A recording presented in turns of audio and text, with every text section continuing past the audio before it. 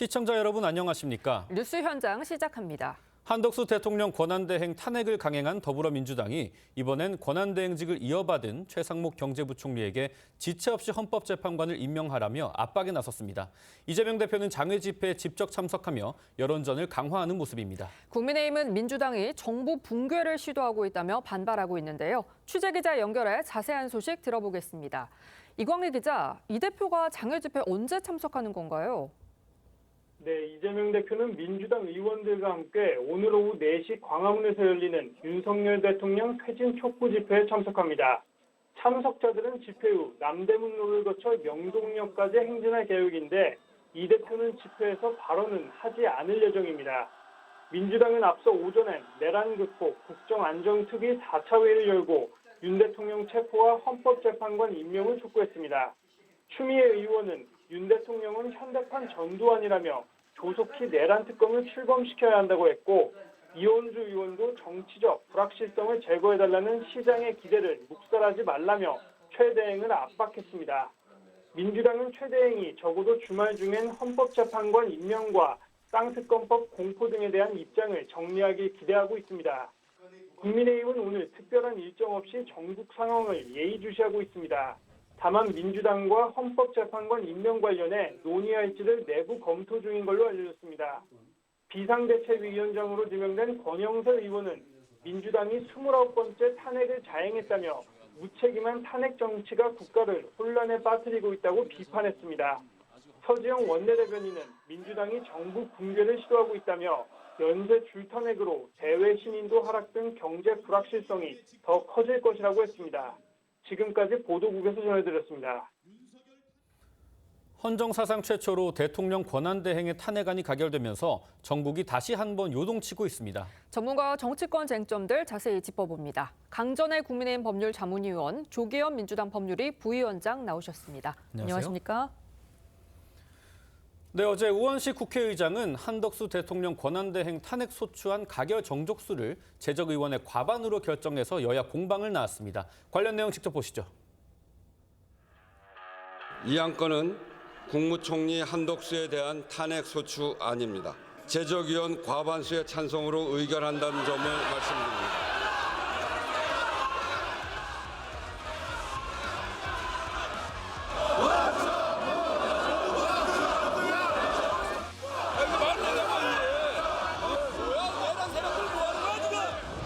우원식 국회의장이 제멋대로 단순 과반수가 넘으면은 가결되는 것으로 정했습니다.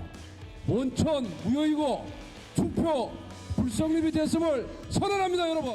내란 세력의 신속한 발본 세건만이 대한민국 정상화의 유일한 길입니다. 역량을 총결집해 역사적 책임을 완수하겠습니다. 네, 보신 것처럼 어제 우원식 국회의장 탄핵안 가결 정족수를 재적의원의 과반, 그러니까 151석으로 결정을 했는데요. 이 정족수를 두고서 여야 의견이 거셌잖아요. 예. 국민의힘은 지금 원점 무효라고 주장을 하고 있어요. 한덕수 권한대행이 단순 국무위원으로서 만약에 탄핵이 되는 것이라면 재적의원 과반수, 그러니까 151석이 맞는 것이죠. 그런데 어저께 탄핵 소추를 하게 된 이유에 대해서 박성준 의원이 발의 제안을 했거든요. 그 부분을 보면은 5가지 사유가 있습니다. 그 중에서 권한대행으로서 헌법재판관을 임명하지 않고 있는 부분들. 네. 여기에 대해서 문제 제기를 하고 있고, 결과적으로 처음에 이재명 대표도 한덕수 권한대행에 대해서는 지금 뭐 피의자로 되어 있기는 하지만 일단은 탄핵을 발의하지 않겠다라고 얘기하면서 너무 많은 탄핵은 전국을 마비시킨다라고 이야기를 했던 부분들이 있거든요. 예. 네. 결과적으로는 민주당에서 원하는 것처럼 헌법재판소 재판관들에 대해서 임명하지 않는 것이 가장 중요한 소추 사유라고 생각을 합니다. 그렇다면은 만약에 그냥 국무총리라면은 당연히 여기에 대해 임명 권한이 없는데 대통령의 권한대행이기 때문에 임명 권한이 있느냐 없느냐의 이야기들이 나오는 것이거든요. 이것이 가장 주된 탄핵 소추 사유라면 대통령에 준해서 대통령 권한대행으로서 200석이 되어야 한다라고 이야기한 것이 국민의힘 국민의힘의 입장이었던 것입니다. 네. 만약에 어제 올라온 탄핵 소추 사유가 국무총리였을 때의 문제만이었다면 또 다를 수 있겠습니다만 그것이 아니었던 것이죠. 그리고 국회의장이 헌법에 대해서 어떻게 해석할 수 있는 권한은 따로 없는데요. 어떠한 협의 자체도 없이 본인이 아무런 이야기 없이 200석이 아닌 151석이라고 지금 나온 영상, 저 전까지는 아무도 국회의장이 몇 석으로 이야기할지 가결 정족수에 대해서 몰랐던 부분들이 있습니다. 그래서 국민의 입장에서는 이것이 원천무효다라고 말씀드리고 있는 것입니다. 대통령 탄핵 요건에 준해야 한다. 이게 국민의힘 입장인데 어떻게 보십니까? 어제 국회의장도 말씀하셨습니다만 탄핵이라는 것은 네. 직위에 대한 파면을 의미합니다. 그러니까 직무를 탄핵하는 게 아닙니다. 이번에 한덕수 국무총리 권한대행에 대해서는 한덕수 국무총리가 총리직을 가지고 대통령의 권한대행을 행사하고 있는 것일 뿐이기 때문에 네. 총리직을 탄핵하는 게 맞습니다. 당연히 그러면 과반수로 요건은 충족하는 것이고요. 대부분의 헌법학자들의 이견 없이 수용되고 있는 헌법 이론입니다. 일부 학자들이 권한대행 탄핵의 경우에도 가중 요건이 200석을 해야 된다는 의견은 있습니다만 그렇죠. 네. 다수의 의견이 아닙니다. 절대 다수의 의견은 과반수 의석으로 총리직을 탄핵함으로 족하다는 것이고요. 그 입장에 따라 한 것이고 국회의장은 당연히 이 발의된 의안에 대해서 처리할 때 국회의장으로서 헌법 해석을 하고 네. 가결 여부를 결정하는 겁니다. 국회의장으로서 할 일을 한 거고요. 권한쟁의 심판을 했기 때문에 헌법재판소의 판단을 받아보겠다는 건데 가도 이 어제 그 가결에 대한 본복은 없을 거로 봅니다. 네, 국민의힘은 즉각 헌법재판소에 권한쟁의 심판을 청구하고 효력 정지 가처분을 신청을 했습니다. 앞으로 좀 어떻게 전개가 되는 건가요? 일단은 국민의힘이 청구해 있는 것은 아니고요. 국민의힘 소속의 108명의 네. 그 국회의원들이 한 명 한 명이 헌법기관이지 않습니까? 네. 청구인은 국민의힘 소속의 국회의원 108명이고 그리고 피청구인은 국회의장이 됩니다. 지금 어저께 서류를 넣은 이유에 대해서는 일단은 탄핵 사유가 맞지 않다는 것이죠. 네. 그리고 정족수에 대해서 중대한 헌법의 위반이 있다라고 이야기를 하는 것입니다. 한 명 한 명의 헌법기관인 108명의 국회의원들이 본인이 여기에 대해서 탄핵소추 의결에 들어갈 수 있는 표결 참여권들이 지금 네. 제한을 당했다라고 이야기를 하면서 권한쟁의 심판을 넣은 것인데요.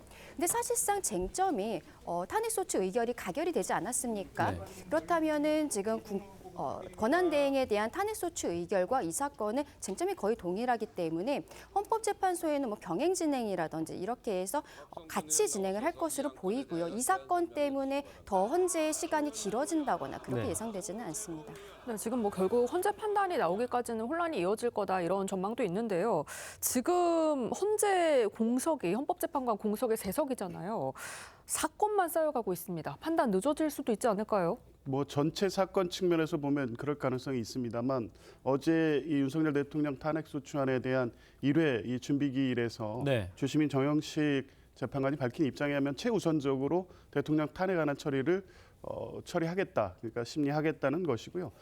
나머지 사건들은 이제 일단 대통령 탄핵 사건 우선적으로 처리하면서 적정하게 배치할 것으로 보여지고 네. 이제 이러한 점 때문에 3명에 대한 이 빠른 임명이 필요하다는 겁니다. 6명의 심리라는 건 한시적으로 가능하다는 효력정지 가처분이 있었기 때문에 임시적 조치로서 지금 심리가 개시된 것뿐이고요. 네. 이제 9명의 심리를 통해 이루어질 때 관련 사건들이나 엊그저께 한덕수 권한대행 탄핵 사건 등등 헌법재판소에 있는 일반 사건들까지 포함하면 3명의 재판관의 시급한 임명이 전체적인 헌정질서, 헌법질서의 안정을 위해서 시급하다고 볼 수 있습니다. 네, 탄핵소추안이 가결되면서 최상호 부총리 겸 기획자정부 장관이 대통령 권한대행이 됐습니다. 한덕수 전 권한대행과 최상목 권한대행의 입장 함께 들어보겠습니다. 저는 직무가 정지되지만 대한민국 정부는 굳건하게 작동할 것으로 믿습니다. 헌전사상 초유의 국가 비상 상황입니다. 대한민국이 아니 우리 국민의 생명과 안전을 지키기 위해 총력을 기울여야 할 때입니다. 한미동맹 공조를 빈틈없이 가동하는 가운데 우방국 그리고 국제사회와의 협력에 힘써주기 바랍니다. 네, 최상목 권한대행의 직함을 살펴보면 대통령 권한대행 부총리 겸 기획재정부 장관입니다. 읽기만 해도 길어요. 네. 경제부총리 역할을 하면서 대통령과 국무총리 역할까지 수행을 해야 되는데 국정 운영에 좀 문제는 없을까요? 거의 마비가 된다라고 볼 수밖에 없겠죠. 그리고 민주당은 여기에 대해서 당연히 예상을 하고 있었을 것이라고 봅니다. 민주당이 지금 이 국정 운영에 대해서 조금이라도 책임감을 가지고 있는지 저는 그게 네. 굉장히 의문이에요. 대통령께서 비상계엄을 선포하신 것, 저는 개인적으로 굉장히 잘못된 수단을 선택했다라고 봅니다. 그런데 비상계엄을 선택하게 된 이유에 대해서 대통령께서 말씀을 하셨던 것은 행정과 사법이 완전히 마비되어 있던 상황에 대해서 이야기를 하셨던 거거든요. 그렇다면 민주당은 실상 비상계엄에 대해서 문제 제기를 하려면 그 전에 본인들이 폭주했었던 것에 대해서 국민들께 사과를 하고 지금 대통령이 잘못된 수단을 선택한 것에 대해서 민주당이 책임감 있게 앞으로 국정 운영에 대해서 협조하겠다라고 해야 되거든요. 네. 그런데 대통령 탄핵 이후에도 헌법기관인 감사원장이라든지 서울중앙지검장 이런 사람들에 대한 탄핵도 계속하고 그렇죠. 예산안도 감액한 대로 그대로 통과시키지 않았습니까? 네. 지금 한덕수 권한대행의 탄핵을 한 것도 저는 굉장히 좀 유감이라고 말씀드리고 싶은 것이 한덕수 권한대행은 헌법재판소 재판관 임명을 한다든지 제2요구권 행사를 한다든지 이런 것들에 대해서 여야가 협의를 해달라고 한 것이었어요. 네. 그런데 협의를 해달라고 이야기하자 한 30분 뒤에 바로 탄핵안을 발의하겠다고 이야기한 것이죠. 민주당에서 책임감을 가지고 있다면 일단은 국민의힘과 한번 협의하는 모습을 보이고 협의가 도저히 안 된다라고 하면 국민들께 본인들이 이렇게 노력을 했으나 국민의힘과는 더 이상 대화가 되지 않습니다. 네. 어쩔 수 없이 탄핵안을 발의할 수밖에 없습니다라는 프로세스를 저는 진행했어야 됐다고 생각합니다. 지금 민주당에서 국정에 대해서 생각하고 있는 것인지 책임감에 대해서 다시 한번 좀 촉구를 드립니다. 네, 국민의힘은 최상목 대행에게 헌법재판관 임명 보류 요청을 했는데요. 최 대행은 어떤 선택을 하게 될까요? 그것이 일단 당위적으로 당연히 재판관 임명 절차를 진행하는 게 맞습니다. 네. 최상목 권한대행은 윤석열 대통령의 권한대행이거나 국민의힘의 권한대행이 아닙니다. 국민이 위임한 권력인 대통령의 권력을 임시적으로 권한을 대행하고 있는 것뿐입니다. 국민의 뜻에 따라야죠. 지금 헌법재판관 3인에 대한 임명은 국민의힘을 제외한 모든 헌법기관들, 대법원, 네. 헌법재판소, 뭐 대부분의 헌법학자들이 권한대행의 3명의 임명에 아무런 문제가 없다고 얘기하고 있습니다. 3인 그 임명에 대해서 여야가 어떤 협의를 합니까? 지금 한덕수 이 권한대행이 요구했던 게 협의인데 협의 안 되는 거 알면서 그 얘기한 거 아닙니까? 협의될 때까지 보류하겠다는 건 안 하겠다는 의사의 확정으로 본 겁니다. 그렇게 네. 볼 수밖에 없죠. 만약 최상목 대행이 똑같은 입장을 고수한다면 결국 안 하겠다는 것이고 안 하겠다는 것은 뭐냐면 국민의힘이 지금 주장하거나 윤석열 대통령과 같은 입장을 취하는 것처럼 헌법재판 절차를 계속 지연해서 4월 18일 그러니까 두 명의 나머지 재판관의 임기가 끝날 때까지 계속 버티겠다는 겁니다. 그러면 네. 실제 헌법재판소의 기능이 마비됩니다. 그걸 기다리겠다는 거. 그러면은 윤석열 대통령의 직무정지 상태에서 임기를 끝낼 수도 있습니다. 네. 이런 상황을 실제 의도하고 지금 그거에 부합해서 지금 하고 있는 행위인데 최상목 권한대행은 며칠 동안의 논란과 또 한덕수 권한대행의 탄핵 과정을 지켜봤기 때문에 숙고해서 빠른 시일 내에 3명의 재판관에 대한 임명 절차를 진행하는 게 맞다고 봅니다. 관련해서 질문을 하나 좀 더 드리고 싶은 게 그러면 헌법재판관 임명을 보류하거나 안 하게 될 경우 또다시 탄핵을 할 수 있다라는 취지가 좀 있는 것 같은데 그렇게 되면은 뭐 국무회의 개의 요건도 맞추지 못할 정도로 나라가 마비가 될 수 있다 이런 우려도 있거든요. 줄탄핵에 대한 야권의 위기 이런 것도 있지 않습니까? 그런 상황이 되는 것을 원치 않죠. 예. 당연히. 물론 이제 그 다음 단계까지 아직 고민하고 있지는 않습니다. 예. 이제 최악의 상황에는 그런 선택도 피할 수 없는 게 아니라는 내부 의견이 있는 것도 맞습니다. 왜냐하면 사실은 지금 상황 자체가 국정의 마비고 국정 혼란, 민주당의 표현대로라면 내란 상태의 지속입니다. 그것을 안정시키기 위해서는 대통령 탄핵 절차의 신속한 진행과 신속한 결정이 가장 중요한 거 아니겠습니까? 엊그저께 한덕수 권한대행 탄핵된 이후에 최상목 권한대행 체제에 대해서 미 정부가 뭐라고 얘기합니까? 네. 헌법과 법률 질서에서 평화적으로 이루어지고 있고 최상목 대행에 대해서 존중하고 협력하겠다는 입장입니다. 한덕수 개인을 지지하는 게 아닙니다. 한국의 어떤 민주주의 체제, 헌법적, 법률적 질서에 의해서 이 체제가 수습되는 것 자체에 대해서 지지를 하는 것이기 때문에 네. 최상목 대행도 이 상황을 오판하지 말고 실제 국민들의 안정과 내란 사태의 조속한 종결을 위해서 어떤 선택을 해야 될지 그래서 또 대행에 넘어가는 상황이 되지 않도록 하는 선택을 본인이 하는 게 중요하다고 봅니다. 네, 그런데 지금 전국 불안정 속에서 이 환율이 요동을 치고 있습니다. 이 최상목 권한대행을 포함한 국무위원 줄탄핵에 나설 경우 경제 위기, 외교 위기가 불가피하다 이런 지적도 있습니다. 그렇죠. 가장 중요한 또 국방에 대해서도 위기가 있지 않겠습니까? 네. 이미 국방부 장관도 공석인 상황인데요. 민주당에서 책임감 있게 국정에 대해서 협조를 하려면은 지금 이런 식의 줄탄핵에 예상되는 부분들에 있어서는 저는 분명히 자제를 해야 된다고 생각합니다. 네. 그리고 아까 조기현 변호사님께서는 협의가 되지 않을 것이 뻔히 아는데 그것은 처음부터 헌법재판소 재판관 임명을 거절한 것이 아니냐라고 이야기를 하셨거든요. 그럼 지금 민주당이 보이고 있는 모습들은 저는 굉장히 유감이라고 말씀을 드리고 싶은데요. 네. 협의조차 하지 않겠다. 그리고 지금 국민의힘에서 내란 동조 세력이라는 어떤 프레임을 지금 씌우고 있지 않습니까? 그렇다면 앞으로 지금 국정 마비에 대해서 본인들이 어떻게 책임감 있게 이것을 나갈 것인지에 대해서는 정확히 이야기를 해야 된다고 생각합니다. 네. 장관들에 대한 줄탄핵이 있을 때 적어도 차관들이 여기에 대한 권한 대행을 하는 것에 있어서는 적극적으로 협조를 한다든지 이러한 이야기들도 전혀 없는 것이죠. 그러면서 마음에 들지 않으니까 한 명씩 다 탄핵할 수 있고 그리고 지금 조국혁신당 같은 경우에는 아예 모두를 한꺼번에 탄핵하자라는 이야기까지도 나오고 있는 것으로 알고 네. 있거든요. 민주당에서 수권 정당을 지금 지향을 하고 있다라고 한다면 여기에 대해서 조금 더 책임감 있는 모습들 그리고 국민들의 불안감을 잠재울 수 있는 이런 제안을 먼저 해야 되는 것이 아닌가라고 생각합니다. 관련해서 야권 움직임을 좀 살펴보면 이재명 대표가 내란 세력을 발본색원하겠다 이런 대국민 성명도 냈고 오늘 광화문 집회도 참석하겠다고 얘기를 했어요. 다시 대여 강경 모드가 된 모습인데 어떻게 보십니까? 지금 이재명 대표의 입장은 어저께 그 탄핵안이 가결 선포를 할 때 그때 국회의원들이 108명이 앞에 나가서 원천 무효라고 소리를 지르고 있었습니다. 네. 그때 찍힌 사진이 있거든요. 국회에서 이재명 대표가 국민의힘 의원들을 등지고 웃으면서 걸어 나오는 사진이 찍혔습니다. 예. 바로 그 모습이 지금 민주당의 마음이고 이재명 대표의 마음이겠죠. 국정이 마비되든 마비되지 않든 간에 지금 민주당 입장에서는 탄핵에 대해서는 빨리 진행을 하고 이재명 대표의 사법 리스크에 대해서는 최대한 늦추면서 결과적으로 이재명 방탄을 위한 이재명 대통령 만들기로 지금 시행이 들어간 것 아니겠습니까?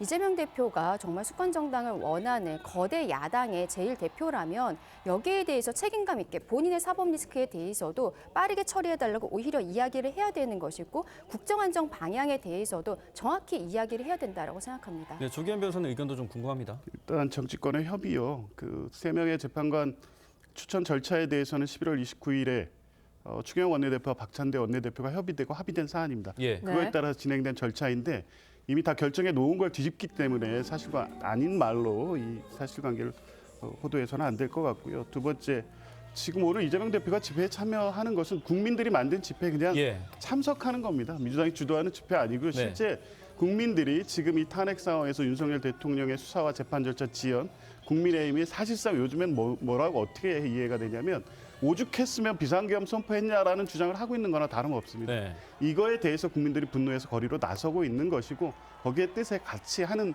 의미에서의 오늘 집회 참여이기 때문에 민주당 이재명 대표가 주도하거나 강경 투쟁을 선도하거나 그런 상황으로 해석하는 건 사실과 같지 않습니다. 네, 지금까지 정치권 쟁점 짚어봤습니다. 말씀 감사합니다. 저는 더티슈라고 합니다. 더티슈인가?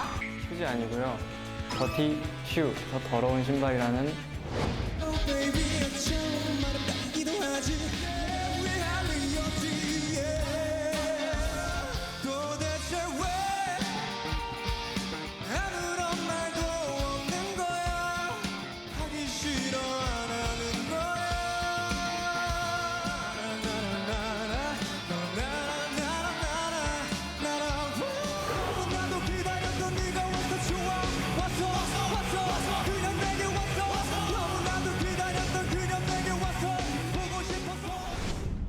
금상은 여러분 더티슈입니다.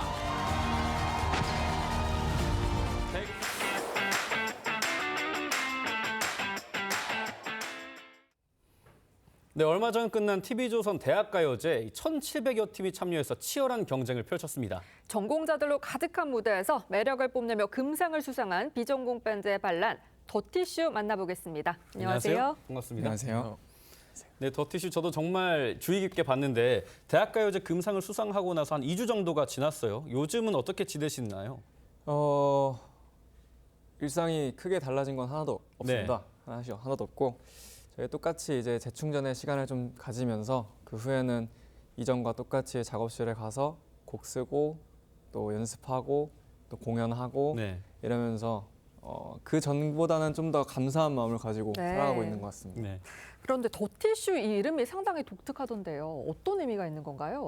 더티슈라는 의미는 일단 더러운 신발이라는 뜻입니다. 네. 영어 그대로 직역해서 더러운 신발이라는 뜻이고 사실 정말 많은 분들이 이게 더티슈냐? 더티슈냐 이렇게 많이 맞아요. 네. 물어보시거든요. 이게 뭐 휴지? 그 휴지냐 이렇게 하시는데 네. 그렇진 않고 저희는 더러운 신발이 될 때까지 열심히 음악하고 살아가자라는 의미를 가진 예. 네. 팀의 이름입니다. 이게 실력만 보면 그렇지 않은데 비전공자 학생들이 모인 거잖아요. 네. 비전공자 학생들이 모여서 이 더티슈라는 밴드를 결성한 계기가 좀 궁금해요. 저희가 다 멤버 전원이 경희대학교에 다니고 있는데 네. 거기에 있는 이제 동아리에서 서로를 만났습니다. 네. 동아리 활동을 하는데 눈에 띄게 이제 잘하는 친구들이 좀 보였고 네네. 예, 그렇게 합을 맞추다 보니까 우리 공부 말고 음악 할까? 네. 라고 해서 아. 그래 좋다 하고 이제 학교에서 나와서 이제 휴학을 하고 더티슈라는 팀을 만들게 되었습니다. 예, 대학가요제 보니까 정말 자작곡 가위바위보 비롯해서 다양한 무대를 보여줬는데 어떤 무대가 가장 기억에 남으셨어요? 저 개인적으로는 기억에 남는 무대라고 하면 준비 과정들이 떠오르는 것 같아요. 네. 준비 네. 과정들이 정말 힘들었다거나 너무 즐거운 그런 무대들이 기억에 남는데 그래서 저는 2라운드와 3라운드 무대가 좀 기억에 남아요. 2라운드 때 이제 저희가 유하은이라는 네. 네. 그 친구와 함께 무대를 함께 꾸리는 콜라보 무대를 했었는데 그 과정이 너무 즐거웠고 네. 저희는 저희 말고 다른 사람과 무대를 꾸민 경험이 많이 없기 때문에 네. 너무 재밌게 잘 무대를 꾸며서 정말 기억에 남습니다. 그리고 3라운드 때는 이제 1대1 매치로 네. 네. 저희가 상현이라는 정말 잘하는 팀과 이제 네. 승부를 겨루게 됐는데 정말 긴장이 많이 되고 저희 멤버들이 긴장한 게 그 과정 속에서 눈으로 보이기 때문에 정말 열심히 했고 그래서 기억이 많이 남는 것 같습니다. 네. 이제 유독 또 화제가 됐던 무대들이 왜 그래나 떴다 그녀처럼 이제 기존 곡을 또 재해석한 무대들인데 네. 이게 기존 곡을 그대로 답습해서 부르는 것도 아니고 재해석하는 거는 좀 나름의 어려움이 있는 거잖아요. 편곡에 어떤 점들을 좀 고려하셨나요? 저희 더티슈는 이전까지는 창작곡밖에 하지를 않았어서 네. 기성곡을 편곡하는 과정에 있어서 되게 어려움이 많았습니다. 또 하게 된 노래들이 명곡이라서 네. 그 명곡을 건드려야 된다는 부분에서 이제 부담이 있었는데 네. 근데 이제 거기에 매몰돼 있을 수는 없으니까 저희가 할 수 있는 데 이제 집중을 하자라고 해서 저희는 퍼포먼스에 되게 집중을 많이 했던 것 같습니다. 매 라운드가 이제 더티슈의 단독 콘서트다라는 네. 생각으로 그런 마음으로. 네. 모든 분들이 같이 참여해서 즐기실 수 있는 무대를 만드는데 집중했던 것 같습니다. 네, 그런데 비전공자 밴드잖아요. 댓글을 보면 오히려 전공자보다 더 스타성이 느껴진다, 뭐 매력 있다 이런 의견들이 많더라고요. 더티슈가 생각하는 더티슈 매력은 뭔가요? 저희의 매력은 사실 비전공자이기 때문에 뭔가 불리하다기보다 제 네. 생각에는 저희 생각이겠지만 네. 비전공자이기 때문에 할 수 있는 특별한 것들이 있지 않나 네. 이렇게 생각을 합니다. 왜냐하면 비전공자이기 때문에 오히려 이제 저희 무대를 보시는 여러 많은 분들의 시선을 더 이해할 수 있고 그래서 그런 부분들을 생각하면서 퍼포먼스도 구성하고 저희 무대를 꾸미다 보니까 오히려 저희가 그 시각을 이해하는 것이 저희의 가장 큰 장점이고 그게 뭔가 매력으로 드러나지 않았나 생각하고 있습니다. 이 작사를 보니까 종우 씨랑 하성 씨가 참여한 이 작사곡들이 많더라고요. 가위바위보 같은 경우에는 김이나 씨가 마음에 든 유일한 가사다라고 평가를 했을 정도인데 가사는 또 어떻게 생각을 하시나요? 가위바위보에 대해서 네. 말씀하신 건가요? 네. 가위바위보는 이제 저 드럼 친구가 맨 처음에 아이디어를 가져와 줬습니다. 네. 저희가 작업실에서 맨날 이제 똑같은 얼굴만 만나니까 지루해서 그 지루한 일상을 탈출해 보자 해서 매일 가위바위보를 이제 내기를 하고 있는데 네. 가위바위보를 하다 보면 모두가 이기고 싶지만 꼭 패배자는 나오기 마련이고 그런 어떤 뜻대로 되지 않는 인생이 뜻대로 되지 않는 것이 네. 저희 인생과 이제 같다로 이제 비슷하다. 네. 생각을 해서 그 주제를 결정을 했고 주제가 결정되니까 가사를 쓰는 건 굉장히 빨랐습니다. 네. 그래서 저 친구와 같이 드럼 친구와 같이 뭔가 인생도 계속해서 도전하다 보면 네. 무조건 승리하는 날이 온다. 아, 네. 라는 버티다 내용을 보면. 맞습니다. 그런 내용을 담은 가사입니다. 네, 또 더티슈 노래에 빼놓을 수 없는 게 유독 이 보컬이 아닌 멤버들 우렁찬 코러스가 귀에 꽂히더라고요. 맞습니다. 특히 하성 씨 목소리가 굉장히 잘 들리던데 네. 그런 것도 체계적인 연습의 결과물인가요? 네, 물론입니다. 저희가 사실 정말 깨알 같은 디테일까지도 네. 항상 준비하면서 연습을 하는데 그 중에 말씀하신 것처럼 코러스가 정말 큰 비중을 차지하고 있고 저희가 연습할 때 그래서 모든 멤버의 그런 코러스를 녹음을 하면서 각각 따로 마이크로 녹음을 네. 하면서 체크도 해보고 그런 식으로 코러스를 연습하고 했습니다. 그게 잘 나와서 저희는 너무 네. 사실 만족스럽고 네. 그게 사실 잘 안 들리면 어쩔까 아니면 저희가 실수하면 어쩔까 정말 많이 걱정했었는데 잘 좋은 그림으로 나온 것 같아서 너무 만족스럽습니다. 네, 이번 대학가요제 통해서 밴드 시작 본격적으로 알렸는데 앞으로 음악 활동이나 뭐 계획, 꿈이 있다면 좀 말씀해 주세요. 저희는 말씀하신 것처럼 이제 막 시작을 했다고 생각을 합니다. 그 시작을 대학가요제 할 수 있어서 굉장히 영광이었고요. 이제 가장 가깝게 잡혀 있는 일정이 저희는 이제 투어 일정들이 있습니다. 방송으로는 이제 다 담기지 못했던 네. 더티슈만의 에너지를 이 투어를 통해서 정말 많은 분들께 알려드리고자 하는 게 저희의 가장 가까운 목표이고 더 나아가서 저희가 동경하는 아티스트 분들처럼 한 시대를 풍미할 수 있는 네. 그런 아티스트가 되는 것이 저희 더티슈의 목표입니다. 앞으로 활동 기대해 보겠습니다. 지금까지 더티슈와 얘기 나눠봤습니다. 감사합니다. 감사합니다. 네, 미스터 트롯 3가 더 혹독해진 예심으로 긴장감을 한층 끌어올렸습니다. 이번 주 방송에서는 연령 제한이 사라지면서 대거 등장한 올드보이 그리고 현역 가수들의 활약이 화제였습니다. 박소영 기자입니다.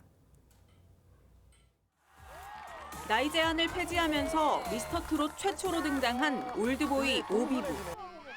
최고령 도전자 이태원 테일러 이생로는 시작 몇 소절 만에 심사위원을 사로잡습니다. 63세 박태관 역시 K-팝 그룹 못지않은 무대 장악력으로 모두를 깜짝 놀라게 했습니다. 자 이제 출격 준비 나 오늘 따르릉 시즌 최초로 블라인드 오디션에 도전하는 현역부 X 참가자들의 놀라운 실력도 화제입니다. 모두의 관심을 받은 하동 남진의 정체는 현역 7년차 가수 송비나로 밝혀졌는데 심사위원 누구도 예상하지 못했습니다. 제 이름과 모습을 가리고 미스터 트롯에 다시 도전하게 된 이유는 제대로 제 노래를 들려드리지 못하고 항상 떨어졌었거든요. 가면으로 얼굴을 가린 은하늘이 가수 이지훈으로